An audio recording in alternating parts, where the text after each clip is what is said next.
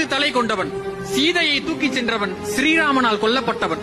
3 வரிகளுக்குள் என் வரலாற்றை முடித்து காட்டுபவர்களே ராவணன், ராவணேஸ்வரன் பேசுகிறேன். ராமன் ஆண்டால் என்ன, ராவணன் ஆண்டால் என்னவா? ராவண ராஜ்யம் தெரியுமா?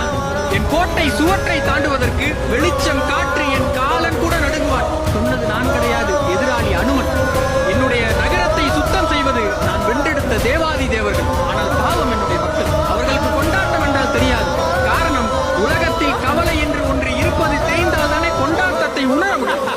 இசையையும் பாடலையும் மட்டுமே கேட்டு கேட்டு பழகிய காது என் மக்களுடைய காது. ஒரு நாளும் அழுகையும் புலம்பலும் அவர்களுக்கு எதவென்றே தெரியாது. யார் என்ன சொல்வது, எனக்கே தெரியும் என்னுடைய சாவிற்கு காரணம் நான் செய்த தவறு. யாராவது சொல்ல முடியுமா என்னுடைய கோபமும் தவறு? வரலாறு முழுக்க வீழ்த்தப்பட்டால் அவன் வீரன் கிடையாது, அப்படித்தானே?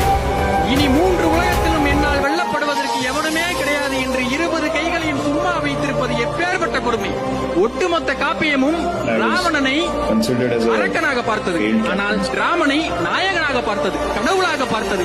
ஆனால் இந்த அரக்கன் மட்டும்தான், அவன் கடவுள் மட்டும் கிடையாது, அதைவிட பலபடி மேலானவன் என்று வேத முதற் காரணன் என்று பரம்பொருளாக பார்த்தேன்.